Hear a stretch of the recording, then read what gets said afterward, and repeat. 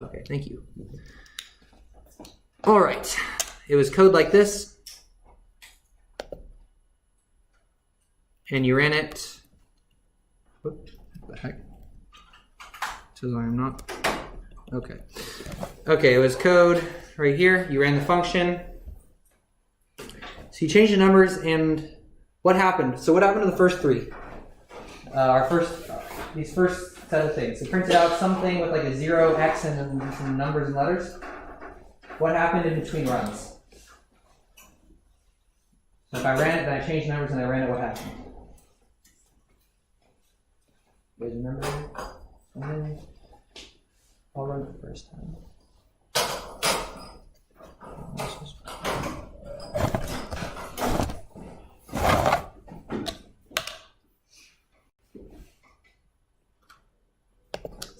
See it. Oops. So from last time, once it decides to make the whole file, you get a set of like gibberish. These like 0, 0fx61, 0ff0c, 0x61ff08, and then 0x61ff04. Okay, and then I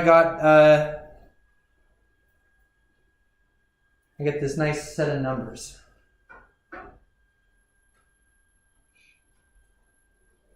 So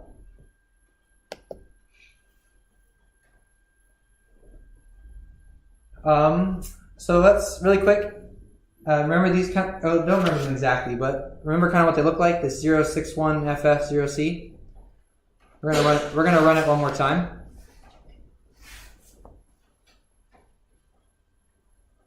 Okay. So now. What's the address of the Yeah. Oh, okay. We're just gonna change one really quick. Again, this is kind of just like exploring a little bit of what happens.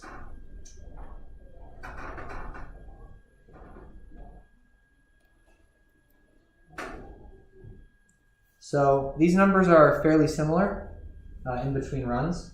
They aren't always the same, okay? So the reason for that is when it makes a request for memory, it blocks out a certain amount it needs, but every time it asks for it, it's always dynamic. This will never be this may not be the same number, okay? So usually when you do this, whatever you get, whatever this may be, this address may have information from before. When your program uses it, like say you create these integers, when you're done, the memory doesn't reset. Whatever information is there continues to be there. So the reason why we assign values to things, if we leave them, let's say we don't give A a value, it'll get whatever value is currently stored in memory at that location. That may not even be a number. It may just come out as some gibberish.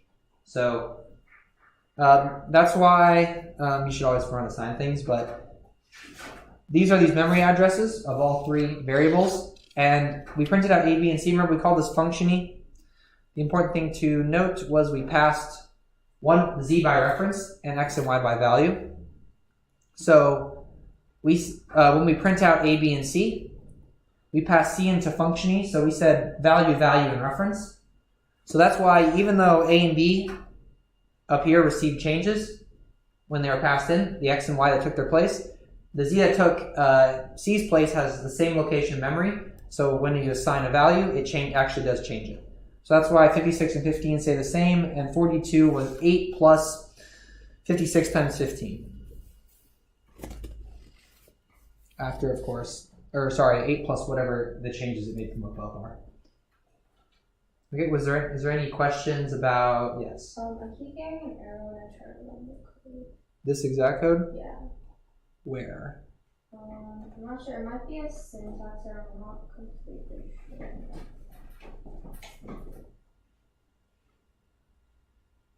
Oh, you have a semicolon at the end of the name of the function. You should be good to go now.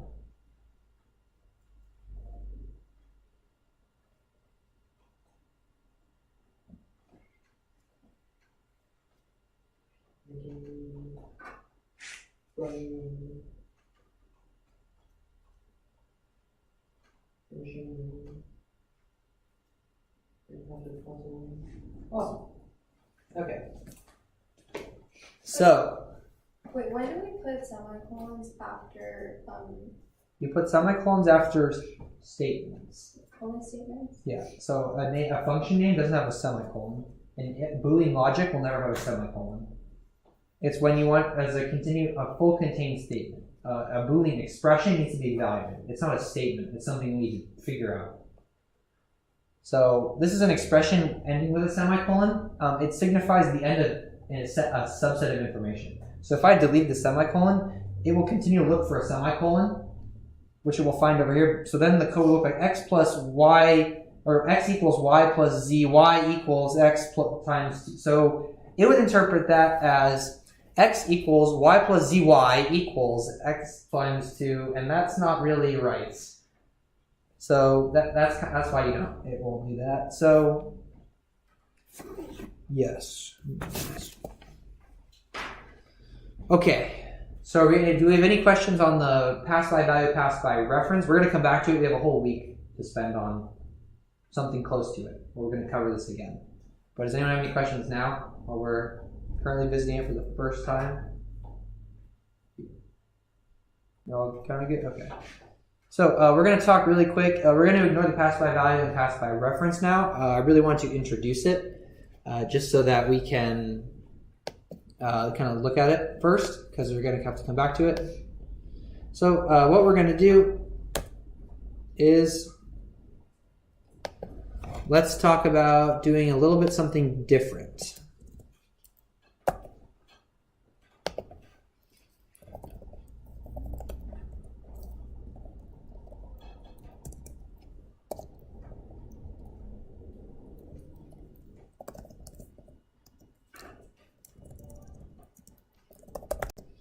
Okay, so this is going to be an introduction to something a little bit weird. What's happening? Here, actually, I'll put this on 2 lines so it's a little bit easier.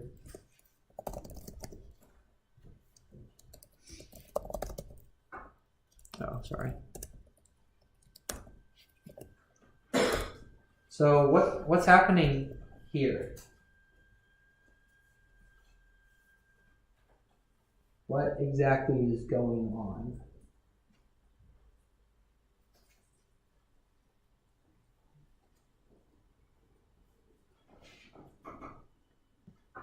So what's happening basically is let's say I make a call to functioning, I pass in the value 10. The first thing it does is I jump in here, I'm going to create a value b, I'm going to set equal to functioning x times 2. And I just called this the function I'm currently in by name. So then what would happen is I jump into functioning again, I multiply x by 2, we started with 10, now we're at 20. We're creating a variable b. We're going to set it equal to functioning x times 2 again. So we jump back to we jump to the function itself. So we aren't moving anywhere, but we're continually jumping into the exact same function. So it's kind of weird. Can you call that function by name inside of itself? So right here's an example of an infinite loop, somewhat. It's actually called a recursion stack overflow, or call stack overflow. But can we do this if it were to stop? Like, let's change it a little bit.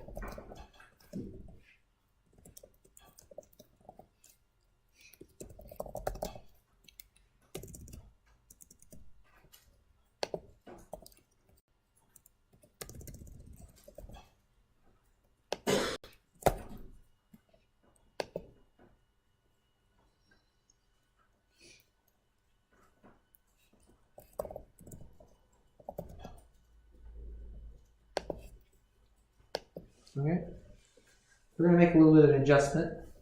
So now the question is, what happens? Let's give it the value. We're going to call it main, and we're going to give it a new value.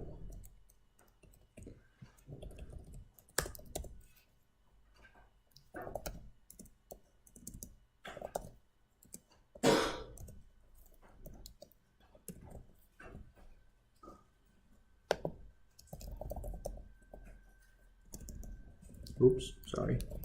Wrong programming language. Okay, so what happens if I do this?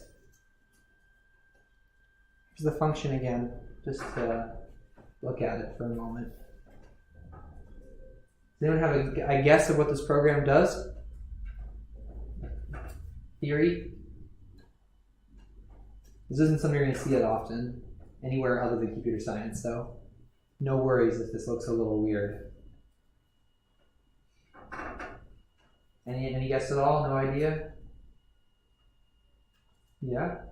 I think it first starts by putting 1 into one functioning, and then it prints out each number until it reaches into 100, and then it returns the number, and I think it stops the function. Yeah, that's pretty close.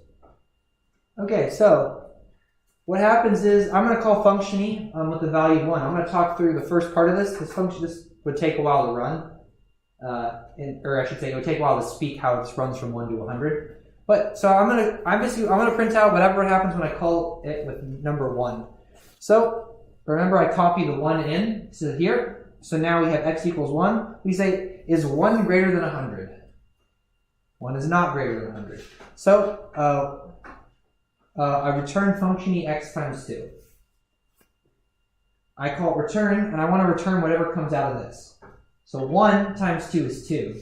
So we're calling back to the start of this function again. X is now 2. We say, is x greater than 100? No, it's 2. So we return function x times 2.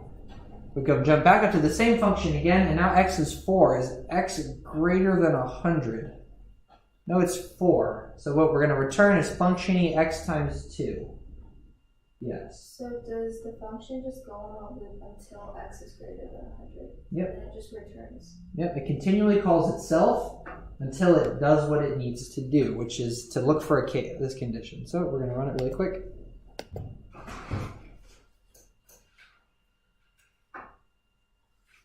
Press 128. So to give you some reassurance, that's right. 1, 2, 4, 8, 16, 32, 64, and 128, and then it gets bigger than 100. So that's how it doubles it up to 128, and then it finishes. So this is called recursion. Okay? You say that you recurse, a function recurses, and we have 2 things to talk about in here. So recursion is like the weirdest thing because there's not a great example of like people doing this in real life, okay? Because if you said basically what it says, this function, if you could imagine your life, it'd be you hand it to somebody, you say polish this. They polish it, they hand it back to you. You hand the same thing back to them again and say polish it again, but better. They polish it again better. They give it back to you. You hand it to them again and say polish it a 3rd time. So that's why it doesn't have a kind of real life feel to it. It's a very computer sciencey kind of thing. So what we're going to show, I'm going to show debug for this as well in a moment. But we're going to talk about what these 2 statements are. There's an if and there's an else here. So what we call this, if x is greater than 100, is what we call a base case. Okay? The reason it is called a base case is because the recursion will stop if it reaches this case. Okay?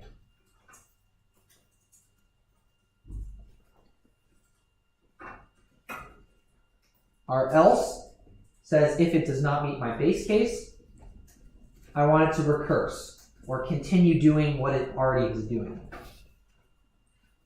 So have you guys heard of Fibonacci? The Fibonacci numbers? 1, 1, 2, 3, 5. You've heard of them? So I'm going to really quickly show off what that looks like. One of the very popular ways to show off recursion is the Fibonacci. I don't know how to spell Fibonacci off the top of my head. F-I-C-C-I. Fibonacci, I don't know. Okay, so when we talk about Fibonacci numbers, we're talking about a number that is the sum of the previous two. So, how can we keep track of that in a recursive statement?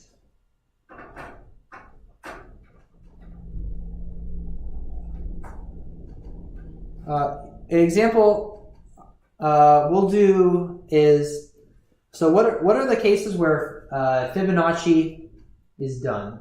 So let's say I want the 10th Fibonacci number.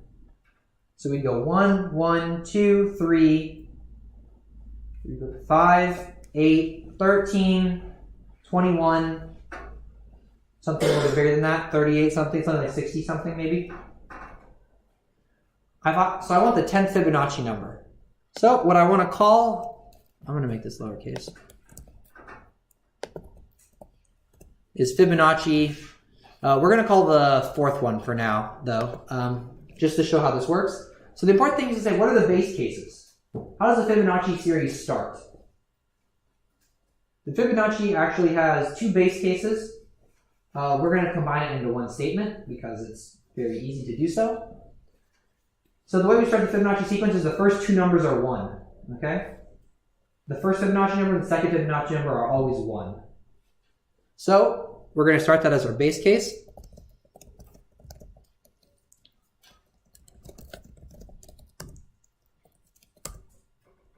We're going to say, how do we do this? We're going to return 1. Okay. So now that we've written that, we're going to write our else.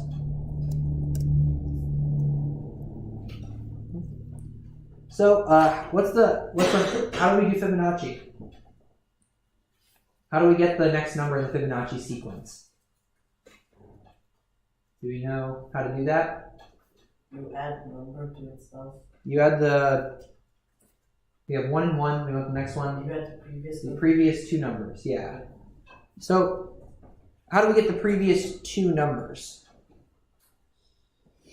We can do it recursively. Because wouldn't you agree that so what I'm going to do, I'm going to say, let's call Fibonacci, or I want to return Fibonacci x minus 1 plus Fibonacci x minus 2. And just to be extra careful, we're going to have some parentheses around this.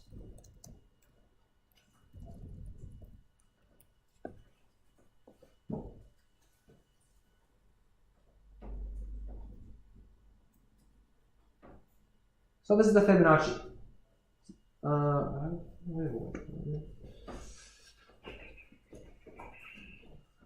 This one's missing three wheels. Okay. So,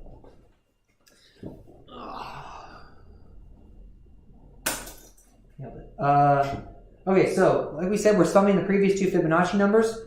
I'm going to really quickly, to show you that I'm not just talking about some crazy thing. This is actually a math. I'm going to pull up the Fibonacci numbers.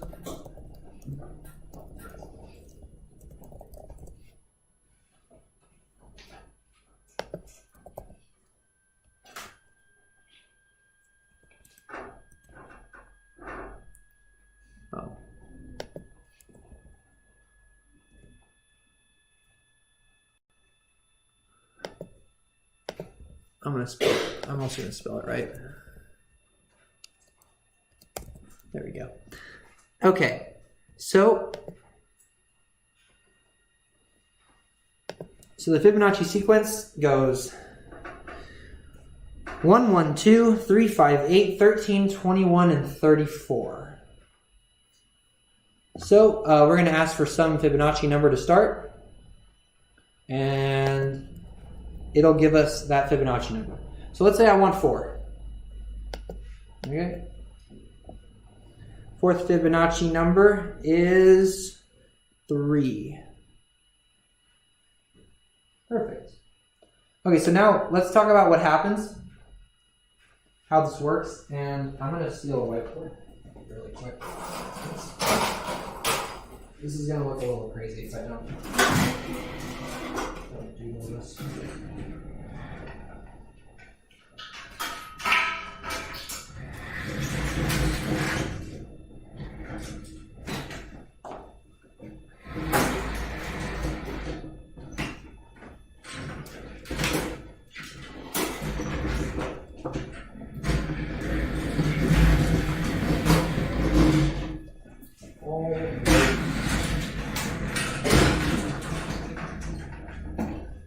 Okay. Can you read the code still, by the way, as well? Okay.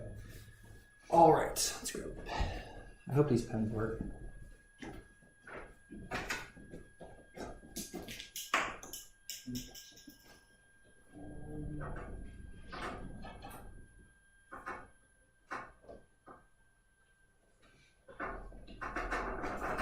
All right.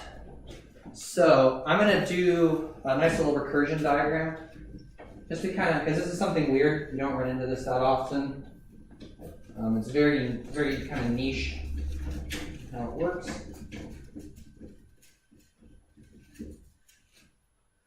Okay, so I said when I originally started, I called Fibonacci 4. Okay, I want the fourth Fibonacci number. Okay, just so we're clear. My original start was on Fibonacci 4. I'm going to call it just Fib for now to keep it short, right? We can agree we started with this. So the first thing it does over here is it says, I passed the number 4. It says, is it 1 or 2? I would disagree. I would say it's 4 and not 1 or 2. So I'm going to return x minus 1 and x minus 2. So I'm going to make 2 recursive calls to Fibonacci again. So I'm calling x minus 1, which is 4 minus 1. So I'm calling Fibonacci 3, and then Fibonacci 2. And I'm gonna sum them. So let's go with this one first. We're going to evaluate it left to right. We're running to Fibonacci 3. So we jump back in here. X is 3. We say, is it 1 or 2? Well, that's not 1 or 2. It's still 3. So we're going to make a recursive call. 2 more recursive calls to Fibonacci. We're going to make it to x minus 1, and then x minus 2. And we're going to sum them. So we start from the left. So we're going to continue here. I'm going to write my steps. I'm going to number my steps just so it's a little bit clear what I'm doing. This is step 3. So we have to call Fibonacci 2. We go over here. We say, is it 1 or 2? Yes, it is. It is 2. We return 1. This is 1 now. We know that. Victory. Okay, now we evaluate the expression on the other side. This is step 4 now. Continue across the line. We go to call Fibonacci 1. We go over here. We say, is it 1 or 2? We say, yes, it's 1. So we return 1. So we say Fibonacci 3 is Fibonacci 2 plus Fibonacci 1. Great. We know what Fibonacci 3 is. Fibonacci 3, it's 2. So this is now 2. We know that. So we finished all the expressions down here to calculate Fibonacci 3. We jump over to Fibonacci 2. We go, okay, we're going to call it. We go over here. We say, is it 1 or 2? We say, yes, it's 2. Thank goodness. We don't have to do more recursion. So Fibonacci 2 is 1. We have it right here. 2 plus 1 is 3. So Fibonacci 4 equals 3. And that's how we get 3 when it prints out. So if you want to see something a little bit more ridiculous, let's talk about the 10th Fibonacci number. Just to get a feel for it. So I think it was going to be like 60 something. 55, I was close. So how does it get 55? I'm going to run through it a little bit faster this time because this will take a moment. But this is what your computer will do with this recursion. So you're first going to call it Fibonacci 10. Is it 1 or 2? Nope. Sum Fibonacci 9 and Fibonacci 8. Is Fibonacci 9 1 or 2? No, it's not. We're going to sum Fibonacci 8 and Fibonacci 7.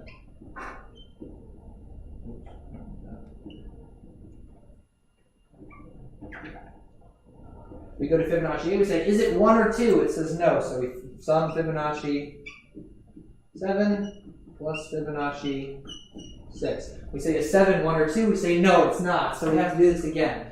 So to shorten it a little bit, we get Fib 6, Fib 5, Fib 4, Fib 3, and then finally we get down here and it's Fib 2. So I'm going to fill in the rest of the tree. So we got Fib 2, right? We would agree we went all the way down the tree for Fib 2. So I'm going to fill in the rest of these terms really quick. Fib 6 is Fib 5 and 4. Fib 5 is Fib 4 and Fib 3. Fib 4 is Fib 3 and Fib 2. And Fib 3 is Fib 2 and Fib 1. A lot of calls, right? Here's the sad part. Is Fib 3 1 or 2? Nope. It has its own. It needs its own Fib 2 plus Fib 1.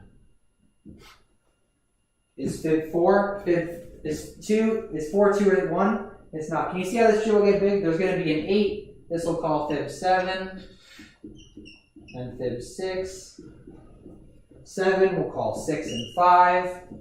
I'm just going to start writing. 6 we'll call 5 and 4. And can you see how big this tree just got? And it did it instantly, which gives you an idea of how fast your computer is. Okay? So that's what this double recursion can do. Is there anything unclear about how it's getting to this number? How it gets to 55? Yes. At the top, how did you make like the double line things? The double line things. Like, yeah, if x equals to 1. Oh. These are called, I call them pipes. I think there's some official name for it. It is the key above your enter key. Okay, thank you. You hit shift for it, I believe, yeah. So I call them, some people call them railroad tracks, pipes. There's actually some official name. I call it the OR operator. Logical OR, sorry. Logical OR operator. So is there anything unclear about what just happened? I know this is a big tree, but how this function was able to call itself, yet it didn't run forever. Anything unclear about that? Are we thinking, processing? This is still kind of weird. You want to see some more recursion then? Before we try our own? We're going to try our own here in a moment, but we want to see our own? Okay, let's do factorial. So you guys have seen factorial, right? We say 7 factorial is 7 times 6 times 5 times 4 times 3 times 2 times 1, right? So we're going to make some, I'm going to delete this whole thing real quick, just so I can show off how to make it again. So what we want is, let's do 4 factorial. So we're going to make a new function. So int factorial, we'll pass in some integer x. Whoops.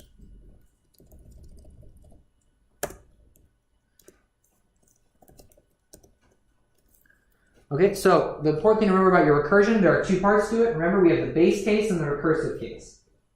You always want to evaluate the base case before you evaluate any recursive case, okay? Or else it will recurse forever. Always check to see if you can be done before blindly continuing, okay? Is kind of how this rule will work out. So, for factorial, we're passing in 4. We want 4 factorial. 4 factorial is 4 times 3 times 2 times 1. What happens if we multiply a number by 1? It's 1. We can agree on that, right? Once we hit 1, do you guys know what 0 factorial is? If you don't, that's fine. I just want to include it in the recursion. Okay. We won't do that. So we would agree at this point, if we reach the number 1, we would say we're done, right? When we reach the number 1. So let's just return 1. Because if the number is 1, we can just multiply by 1 and be done. Why do we need the curly brackets again under the if statement? So if you don't have, so you can cheat a little bit. If you don't have them and it's only one line of code, you're good. You can actually do ifs that are nested and not use curly brackets because it's only one line each time before an indent. I'm using it to save space at the moment. If I try to add a second line of code, it will complain. But so so now we would agree that one line of code here. I'll just do it like this with the one line. So let's say I want 4 factorial. I'd want to multiply x by something else, right? I probably want to I want to multiply because I'm at 4. I want to do 4 times 3 times 2 times 1. So I want to multiply by. How about let's call factorial x minus 1.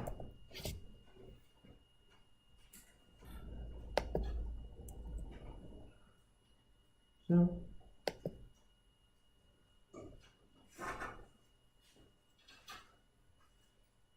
Cool. So 4 factorial is 24. For proof, 4 times 3 is 12, times 2 is 24, times 1 is still 24. So here's an example recursion for factorial. Is it understood how I got from A to B on creating this? Like how I went from I want to make factorial to I can use recursion to this is how I should do it. I should have a base case and a recursive case. And I fill it in with the information I know. Wait, what do you mean by base case again? So base case is where we call it base case because it bottoms out is the actual terminology. What it means is instead of calling itself again, it says do something else. We know it's usually information we know. For example, anything multiplied by 1 is still 1. So we don't need to call factorial n minus 1 again because then it'd multiply by 0 and everything would always be 0. So that's not very helpful for us. So what we really want to know, what we want to do is say, once we get to 1, we know we're done. Because we don't need to do anything else. We don't need to go any lower. We know that anything times 1 is 1. So factorial 1 is 1. We know that's a standard part of the identity. And we can describe every other term that's not exactly 1 by it's 2 times n minus 1. You know what I mean? It's whatever we start with times the value before it, down all the way to 1, right? Each time we're always going down to 1. Because it always ends at 1, that's a base case. Okay? Our recursive case is if we're not at 1, multiply it by whatever is less than 1 less than it. Okay? Is this clear then? Like how the recursive case is formatted? Because we're at some number 6, and we want to get, maybe we're calculating 6 factorial. So we started with 6, and we're like, well, it's not 1, because we're not at the bottom yet. We need to multiply 6 by whatever factorial n minus 1 is. What's 5 factorial? Because we would say 6 factorial is 6 times 5 factorial, right? 6 times 5 times 4 times 2 times 1 is 5 times 4 times 3 times 2 times 1 times 6. So that's how we can describe that. We're always multiplying by the net one less than what we started with. So when we are in 6, we want to multiply by 5 factorial. We come in with 5 factorial, so we multiply then 5 by x minus 1, we get 4. So we want to get 5 factorial, we need to get 4 factorial. So I'm going to really quickly do this over here to make this again a little bit more clear. This will look less ridiculous than Fibonacci. Fibonacci is a double recursion, so it gets a really big tree really quickly. So here's what your code will do, and I'm going to step through this one and debug because it will look a little bit cleaner. Okay. So we want to calculate. You want to do 6 factorial? Sounds good. It'll give you a healthy. Oh, this pen's dead. So let's talk about 5 factorial. Sorry, let me run space. Okay, so we say 5 factorial. Is it 1? No, it's 5. So we're going to return. The important thing is remember what we're returning. Okay, so we say we should return 5 times. So I'm just going to write this right here. Return 5 times factorial n minus 1. Okay? Factorial 4 tells us, is it 1? No. So what we want to do is we want to return 4 times factorial 3. We have to calculate this again. So factorial 3 says, is it 1? No. So we want to return, sorry, I'll just, this will probably help.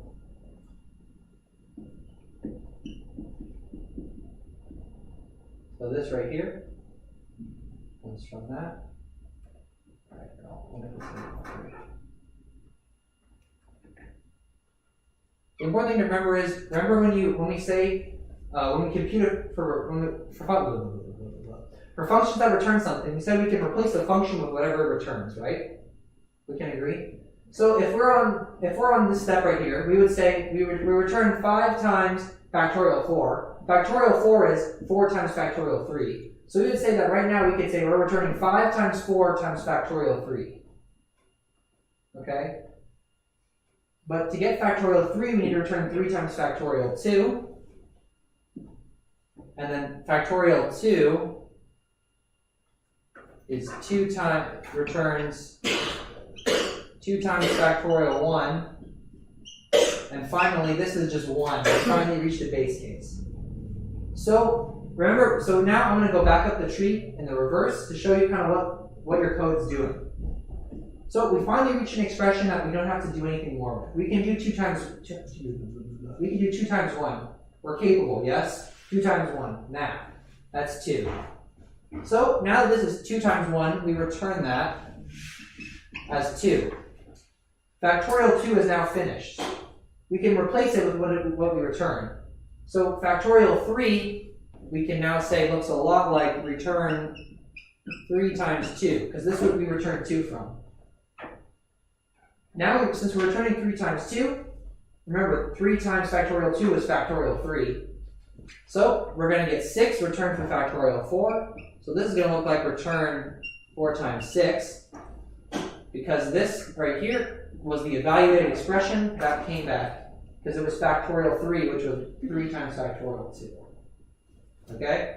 Are we still following? This is making sense? We can continually, once we get to an expression that doesn't have any more math, it's just a singular number, we can replace it with a function call. Yes? We're good on that concept? So now we're at 4 times 6 for factorial 4. So it's 4 times 6, which is 24. So remember, this is 24. We can return that in here. So 5 times factorial 4 is 5 times 24. And that's 100 and, wait, so 25 times 4, so that's 100 minus 4 is 96, plus 24. 125 minus 5, so 120. This is 120. And we're done. That was factorial 5, because we returned 5 times 24, which is 120. We finally returned that at the very end. Sorry, I'll print out 24.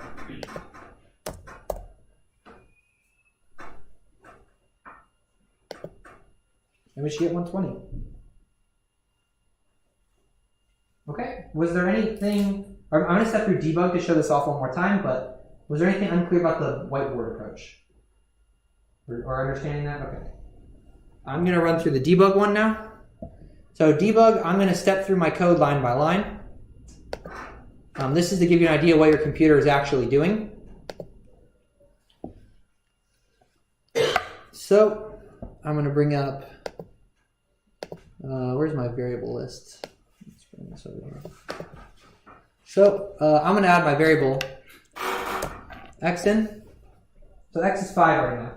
Okay, it'll be over here for reference. So our first check, x is 5. It'll pop up right here. We say, is x equal to 1? X is not equal to 1, so we're going to jump down and return x times factorial x minus 1. X times factorial x minus 1, which is 5 times factorial 4. So what we're going to do, we're jumping back into the same function again. X is now 4. Okay? We're jumping over that because x is not 4. It's not equal to 1. We're calling 4 times factorial of 3. We jump in again. We're looking at factor x equals 3. It's not 1, it's 3, so we jump in one more time. We get to 2. 2 is not 1. Okay, here's where the special case comes in. X is now 1.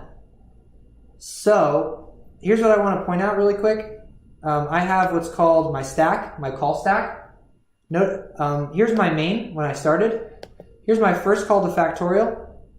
I'll scroll up really quick. Notice how this is where I'm currently executing at. X is 5 here in my call stack. Okay? I'm making a call to a factorial again for 4. Notice how, look what line they're on. They're all on line 10, waiting for me to finish. Okay?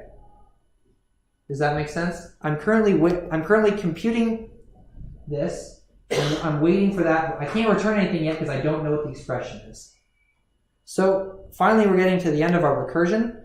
Pay attention to this call stack, as well as what's about to happen. So I'm up here. I say I'm at x equals 1. Is 1 equal to 1? It is. Instead of returning a function, we're now returning a number. So really quick, pay attention to the amount of factorials that happen. We jump out because we hit a return. We jump to the end of the function. There's one less factorial. This expression right here is now something else. Okay? I'm going to pull it up really quick.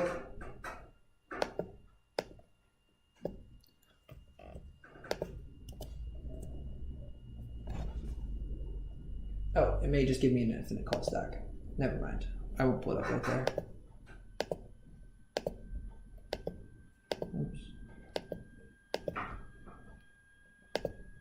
Okay.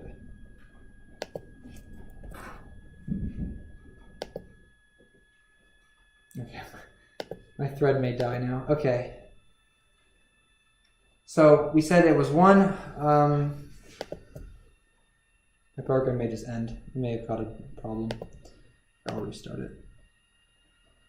I may have just crashed my debug.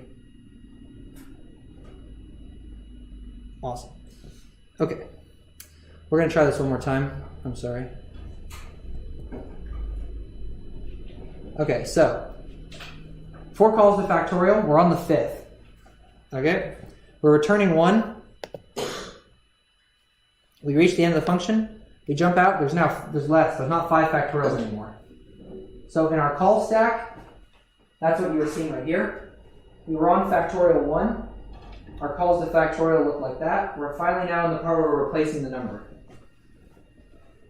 So we're now, remember x is 2.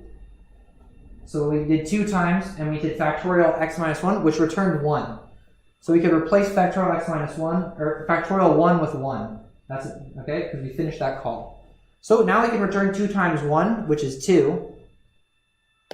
So we're going to jump out to x equals 3 because factorial 2 finished. Note how we've gone down from 4 to 3 calls to factorial. As we're finishing up our recursion. We're exiting out. We're exiting our call stack basically. So we have 3. We calculated our 2 factorial to be 2 times 1, which was 2. So we're going to jump out one more time. This is 4. Factorial x minus 1 was 4 times 3 now, so we'll have 12. So when we finish this, it'll now be 24. Whoops, sorry. We're on our very last call to factorial. So remember, this was the original call to factorial. X is 5. This is where we started. We're finally finishing up. We said 4 factorial was 24. So we do 5 times 24 and we get our 120. We can jump out to the end, back to our main, and finish our program. And if you want to see the console, oh, wait, no, I guess it didn't print it out because I was in debug. That's okay. So, cool.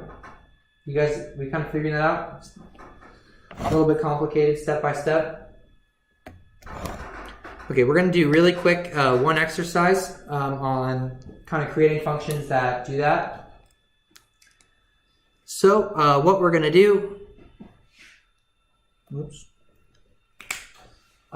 we're going to make the function, we're going to make the return type a double.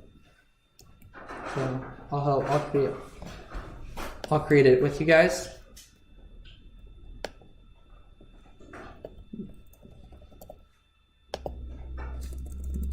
So we're going to make the return type a double. I'm going to call this function does math. I'm going to pass in a single integer value. I'm going to call x.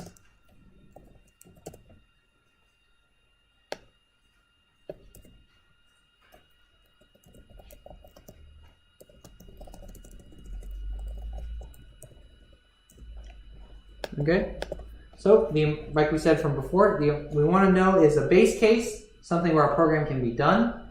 It knows the answer already. It's a predefined condition, and recursive cases. Okay. So what I want is I want the sum of all the numbers. So if I give you the number 10, I want 10 plus 9 plus 8 plus 7 plus 6 plus 5 plus 4 plus 3 plus 2 plus 1. Okay? Sorry, we'll make this an int for now, actually, to make this a little bit easier. Okay? So I want to give you some number, 10 right here, and what I want to compute is sigma 10, technically, if you want the math notation. In English, I would like the sum of all numbers down to 1 added to it. So if I start with 10, it's 10 plus 9 plus 8 plus 7. If I start with 6, it's 6 plus 5 plus 4 plus 3 plus 2 plus 1. When I hit 0, that's when you can stop. You don't need to add negative numbers. So remember, we have these two cases. Our format will always look like if, some statement, some code happens, and then else, statement, code happens. Okay? So I'll add the format right here. What is our base case? We're adding up all the numbers down to 0.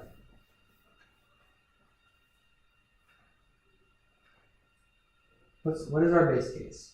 If x is equal to 1. Equal to 1? Sure. Okay, what do we do if x is equal to 1? This is something we know. How much do we add if we're at 1? Just return x. What's the sum of all values from starting at 1 going to 1? X. X, or just 1. We'll pick 1.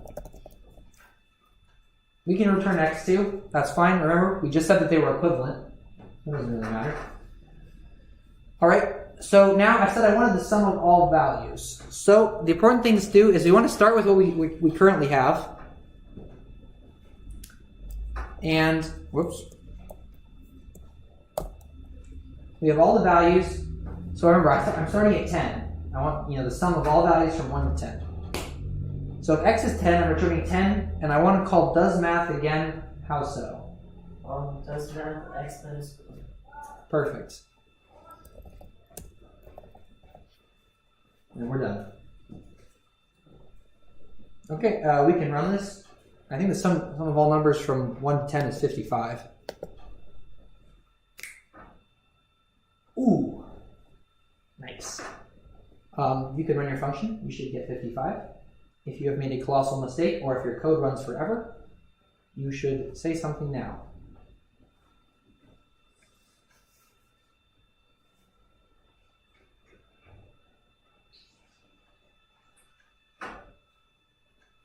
Are we good? Count run the code, get 55, thumbs up, life is good? Okay.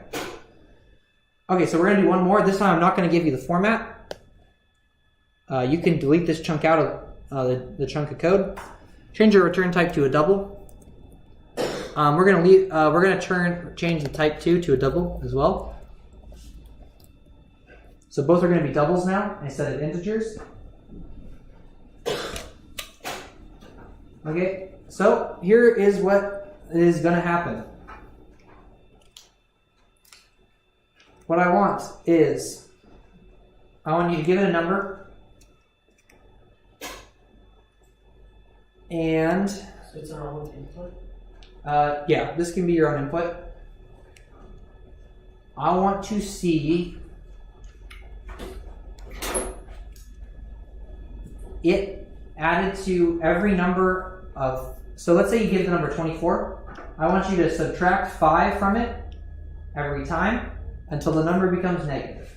Then do not add that negative number. So if I start with 10, I would do 10 plus 5 plus 0, and then stop. If the number was 21, I would do 21 plus 16 plus 11 plus 6 plus 1, and then stop. Okay? I want you to subtract 5 each time you add to the next part. Okay? And you stop when the number is 0 or negative. Okay? So remember your base case, recursive case, and you can raise your hand when you're done. And I will check it out and judge you quietly. Just kidding. Just kidding.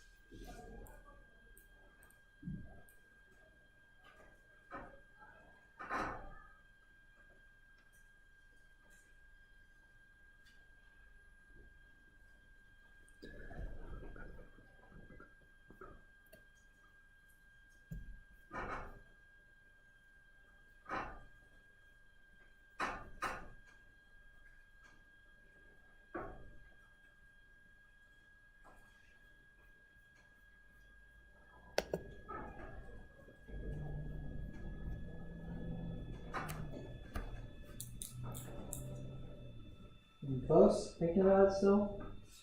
I'll repeat it, just the instructions. So you can give it any number. I want you to continually sum the values, subtracting 5 each time until the number becomes 0 or is negative.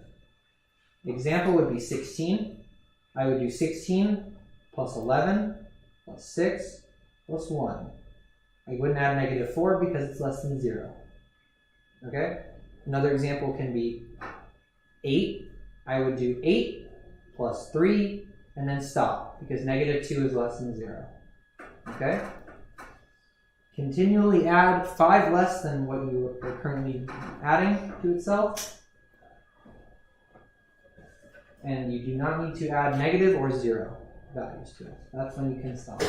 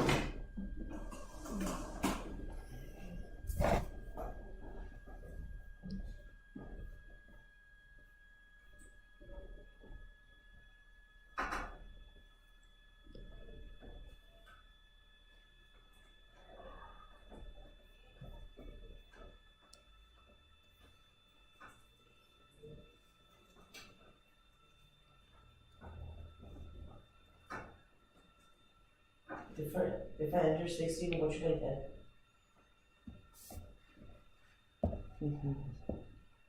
You should get, I guess you probably do something calculator. 16 plus 11 plus 6 plus 1. So 16 plus 11 is 27. So then 11, so that's 27 plus 6, which is 33, plus 1, I think is 34 then? I got 30. 30?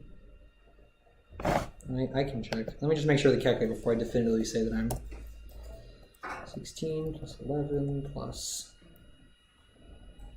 Oh, you got 30. That's definitely wrong. Because 16 plus 11 is 27. It's 34. Yeah, I was right.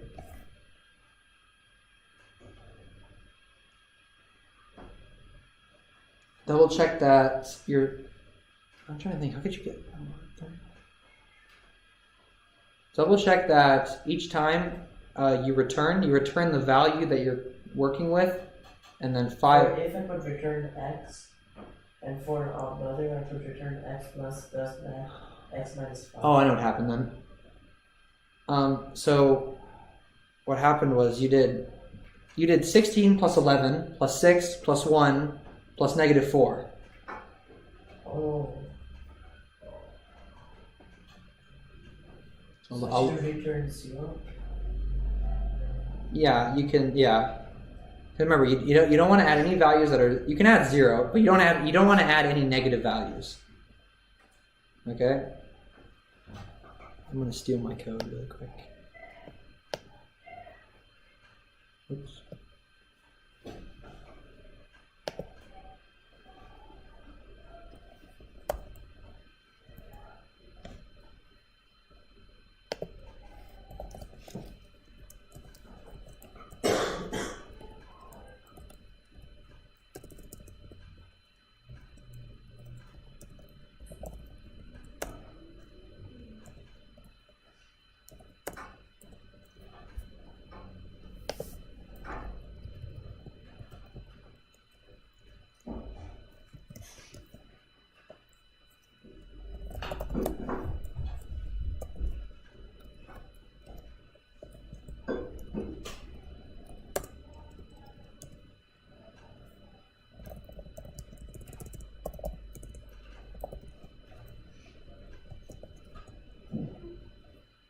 Yeah, I thought it was 34? Yeah.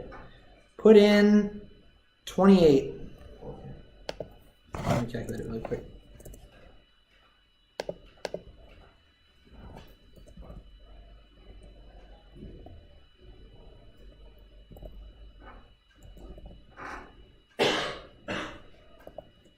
What'd you get?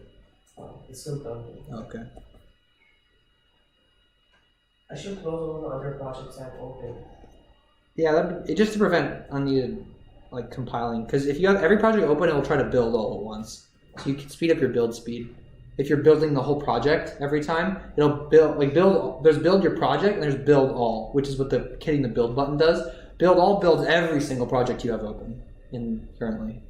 So I gave a little bit of a hint to start for the base case.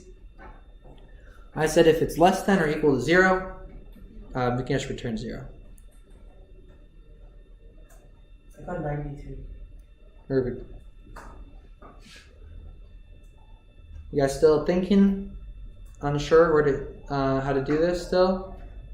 I will say a good tip is you probably want to return x plus some recursive call. Okay? Because if I want to add if I'm calling does math 10, I want to add 10 plus whatever 5 less than it is. Plus whatever is 5 less than that. Okay?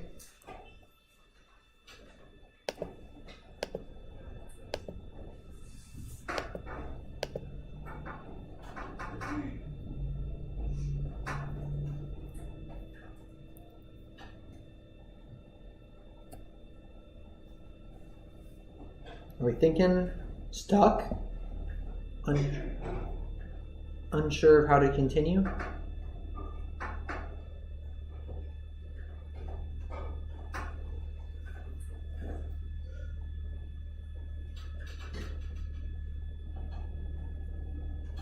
You want a challenge while you're waiting? So when you call that, it'll make some amount of calls to your function. How could you change this so that you would know how many calls it made? You could, every time in the else statement, every time you could also put cout. I just want a number once though. Once at the very end. I made calls. Oh.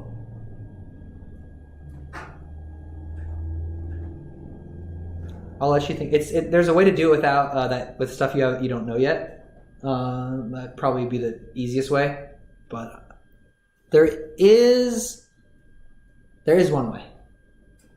There is one way. I'll give you a hint. It doesn't use the return, because the return is returning the value is always what allows it to calculate the sum. So you want to look elsewhere on how to do that.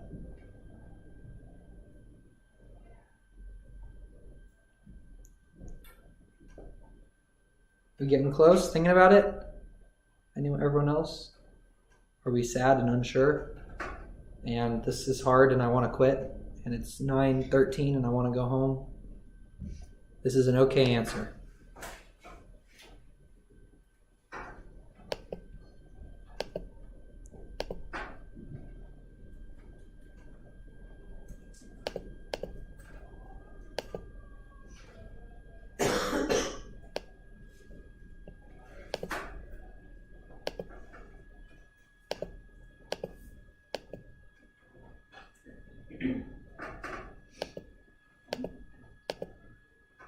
Yes. I can't really run anything because it says like class, like Fine. error or something. That would be a problem. Let's see. 4 duplicate symbols for question. I'm going to close a whole bunch of these files.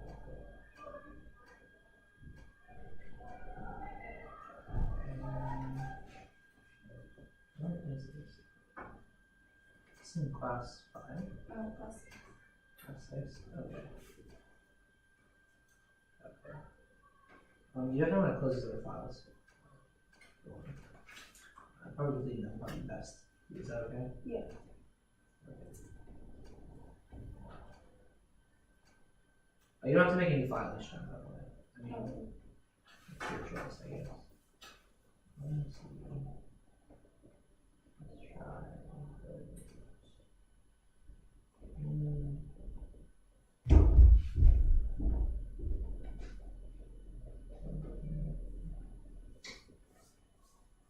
Duplicate symbol and name.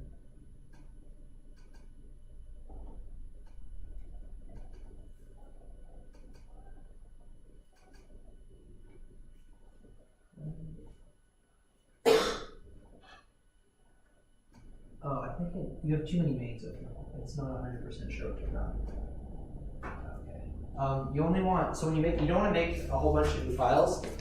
Obviously, the best way if you want to save your work and be quick about it, you can open up, I think it's text editor on Mac, I forget the name of it, and save your code as like a text file each time. Oh, okay. You have like 7 mains, and it says I don't know which one to run.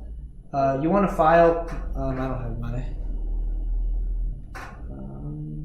view.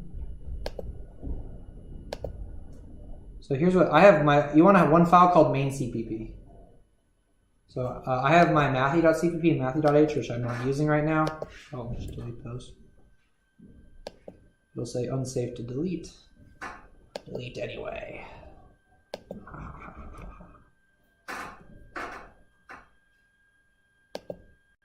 There you go.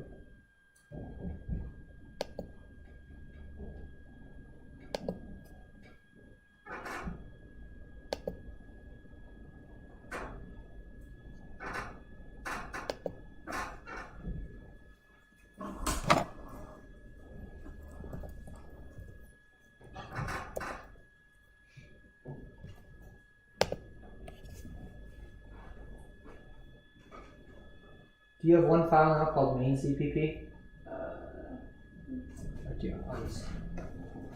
I'll leave this code up there for everyone to look at and think about. I would make a whole new file, call it main CPP. Take your code, paste it in there.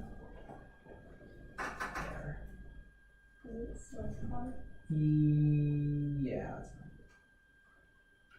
fine. Just name it lowercase m-a-i-n.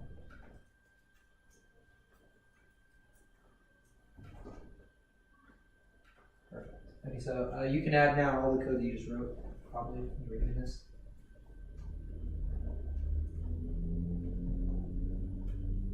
and then put it in there and delete all your other files, and then that problem will go away. Okay. All right. We have some time. Okay, so I'm going to cover this really quick. I'm going to then move on to a very quick intro. It's going to be homework. It's going to be looking at some code, thinking about it, what it does, and then coming back, and we're going to finish on time for once, I promise this time. I'm committed now. Okay, so here's my does math function. What was the number you used that gave us 93? What was it? Do you find that the number of call stacks by making a variable and then adding 1 to it every time it runs? Yeah. And then you print like. We'll chat after class on that. I promise. All right. So, what was the one that gave you 93? 28. 28. Okay. So I'm gonna run through what happens. Did everyone else use like 16? Or did you pick your own number? And have to think about if it's right. Yes, no, maybe so. What numbers did you guys pick? 10. 10? So you got 15? You got 15 that works? Okay. Okay, I'll put in 16 to show what it'll do. Okay, so what happens is we're gonna run for 16. So we're calling does math on 16. We say, is it less than or equal to 0? It's not. So we're going to return 16 plus whatever 5 less than it is on this math. So it goes from 16 to 11. We call does math on 11. We look if it's less than or equal to 0. So then it returns 11 plus does math x minus 5. So 11 minus 5 is 6. We call does math on 6. It's not less than or equal to 0. It returns 6 plus x minus 5, which returns 1, or which is 1. We call does math on 1. 1 is not less than or equal to 0. So we can add 1. So we're going to add 1 plus does math x minus 5, which we're at does math x of is now negative 4. We say, is it less than or equal to 0? We say, yes, it is. It's negative 4, so it returns 0. So from there, now that we've returned 0, we say 0 plus 1, which is from before. Then that equals 1. We add it to the 6 from before. That gives us 7. 7 we added to 11. Gives us 18. And then 18 plus our 16 originally gives us like 30, whatever it was, 32? Yes. 18 plus 16 is 34. Yes. Bam. Recursion. Something that takes years to get explained in an hour and 15 minutes. Okay? I'm sorry if this was confusing, as it is confusing for people in college that have already programmed before. Okay? I promise you this is not something that's like, you just have this epiphany basically. When you write recursion, it's terrible and you don't know what you're doing and you use the whiteboard and you make this really big call stack and you're like, oh, so that's how it works. Then, like, you literally flip the on switch and you're just like, and then you're like, I understand life as we know it. And then you literally can feel colors and you can like see music and, no, I'm just kidding. And then you can do recursion, which is the main important part. Okay, so we will maybe come back to this, to recursion. I'll get to your thing. I'm gonna comment this code out. Or I'll just save it here. Okay, so we're going to delete all this part right here, and we're going to talk about something new. So, I have 100 numbers. Theoretical. I have 100 numbers. How would I store 100 numbers? It's a lot of numbers. How would you do it right now? If I said, I want you to have 100 numbers stored. What would your plan of attack be? I'm going to give you 100 numbers and say, keep them somewhere.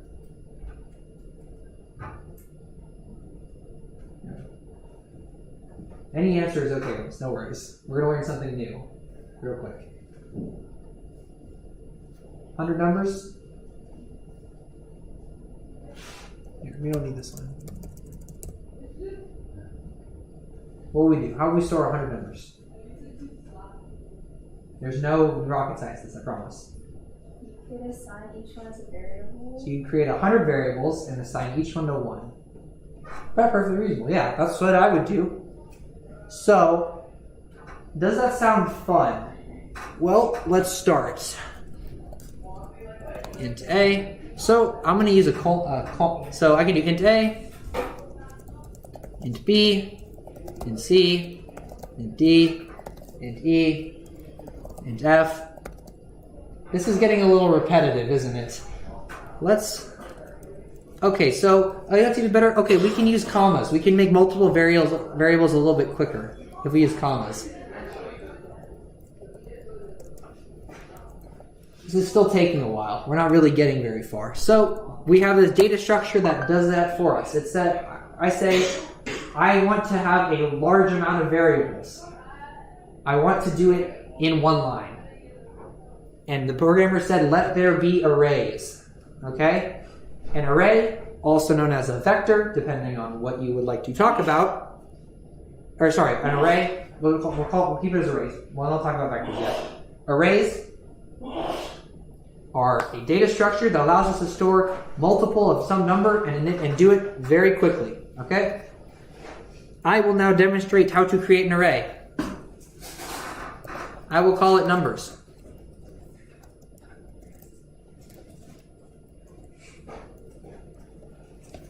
This is the start of it. Okay. So we have this nice little fancy thing, bracket. It is called the index of operator. When you use it in a name, it signifies that there will be an array, the next thing that's coming.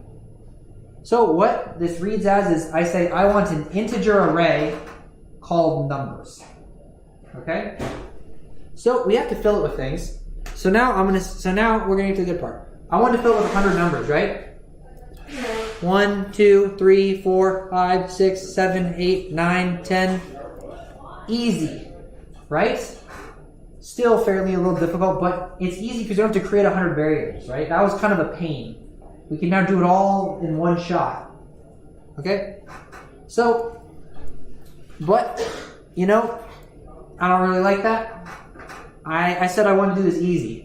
This still hasn't been easy. I have to type 100 numbers. I'm not having fun yet.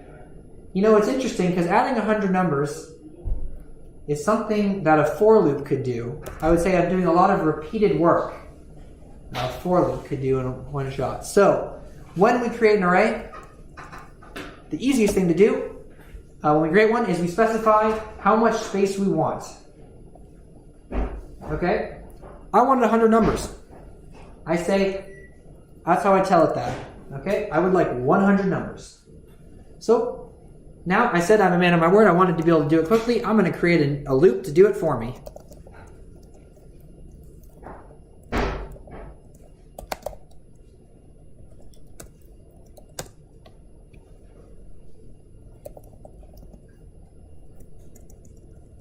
Okay, so here's my loop, right?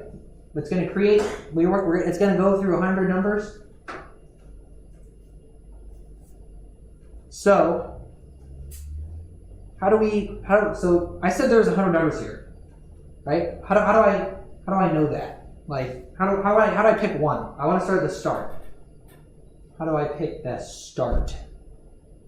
So when we pick the start, like I said from before, this array thing is also called the index of operator, which means we'll give it some integer value. It will return us whatever number is stored there. So I'm going to say I want to use numbers I, and I'll just make it equal to I for now. I'll make it I plus 1 for now. So here you go. This will create 100 numbers. It'll create an array of 100 numbers, and it will number it from 1 to 100. Done. Not 100 lines of code. Not one line of code that goes off the screen. 100 numbers. So now we're going to talk about what happens and why this works. So this first part initializes a block of memory. And I mean block. So from before, really quick, before we get to homework, we're going to come back to this, but So we said from before, an integer takes up some space in memory. Okay? Right? So this is our memory block. If we create an integer a, it takes up some amount of memory. Yeah?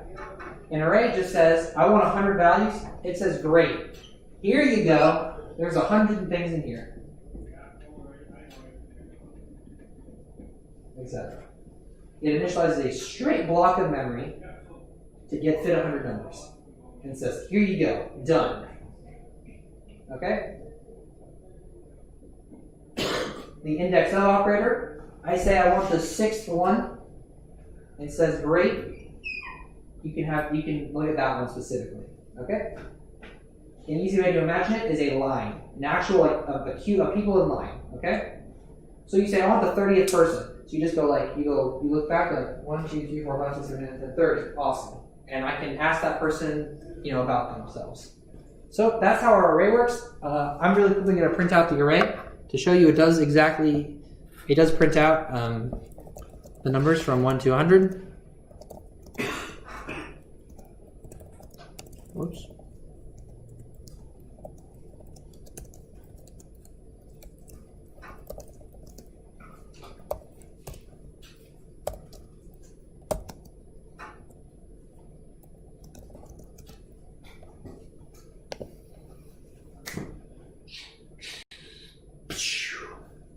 Bam!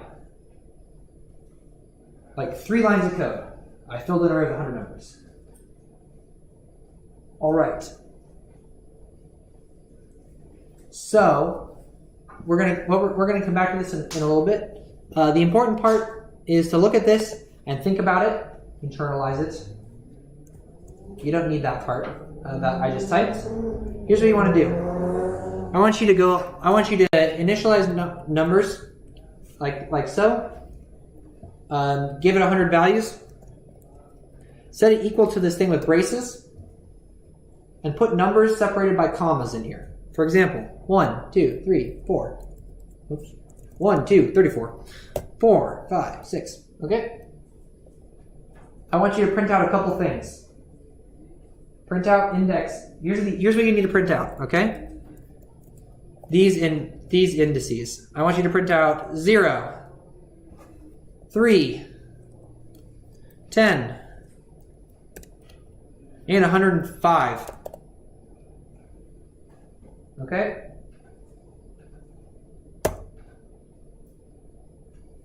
That's your homework right there. Create this. Fill it with like 7-ish numbers. More than 3 and less than 10 numbers. Okay? More than 3 numbers, less than 10 numbers. I want you to print out the index that comes out like this. It'll look like this.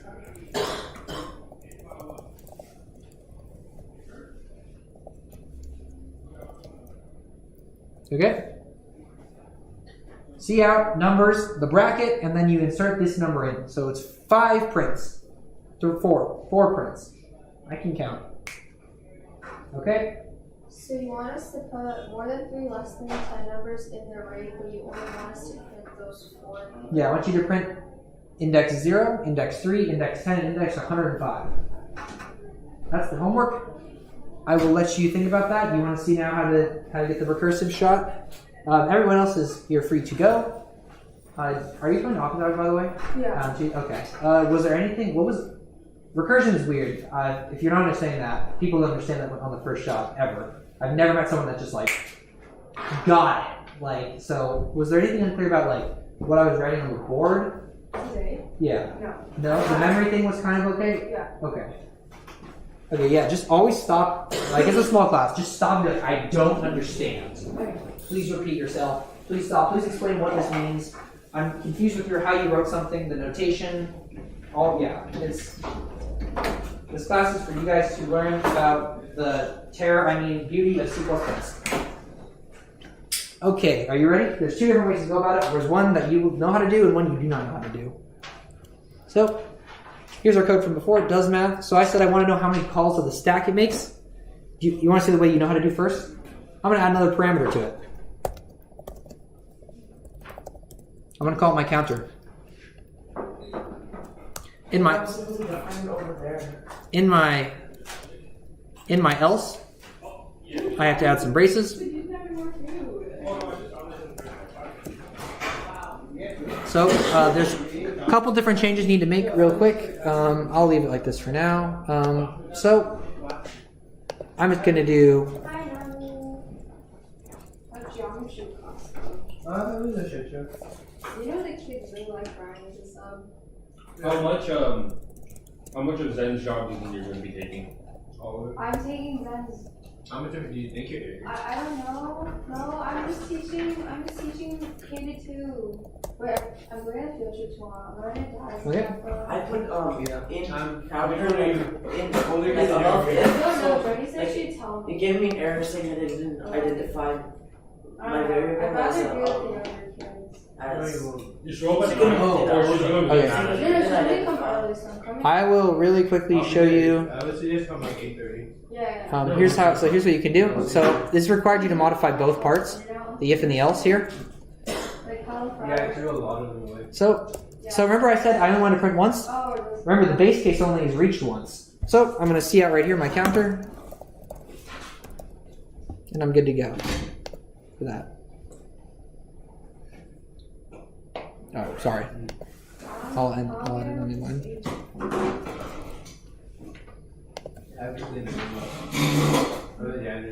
My call stack was 5, which we agreed upon from before. It was 5, and we have 34. That was the way to do it.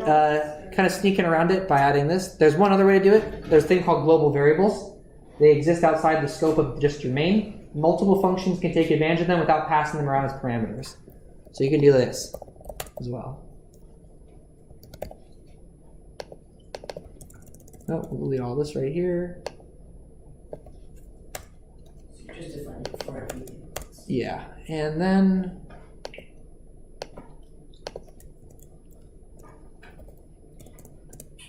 actually we'll print it out right here as well. So we get just so we get the same exact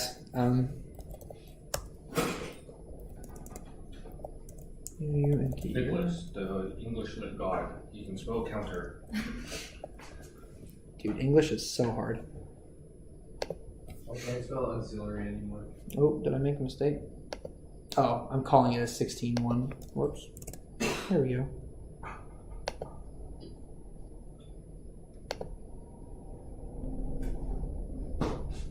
Oops. Oh, I didn't increment it at the end. Let's just do it on. I'll do it inline. I'm lazy. There we go. Oh, evil. Okay, I didn't. Why did I not like my inline increment? Whatever. There we go.